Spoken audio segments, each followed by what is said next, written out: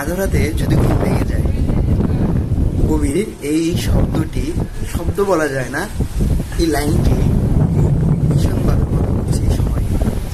কারণ এই যে ওয়েদার বা আবহাওয়াটি, সেটি বলতে গেলে এক প্রকার বিরক্তছন্ন অথবা সুস্বাদময়। সুস্বাদময় এই কারণে, কেননা গত 4-5 দিন ধরে এত গরমের বিষণ্ণতা, যা বলতে গেলে এক প্রকার মানসিক অসহ্যকর ছিল। কিন্তু বর্তমান সময়ে যে আবহাওয়া বা এই আবহাওয়াটি মনে প্রায় প্রসন্ন জাগিয়ে তোলে। আর বিরক্তির কারণ হচ্ছে এই জন্যই যে বৃষ্টি হলে কিন্তু চলাফেরার জন্য একটু বলতে গেলে বিপদই হয় কিংবা বিরক্তকর হয়ে থাকে। কিন্তু এই বিরক্তিটা সত্যি স্বস্তির এবং ভালোবাসার।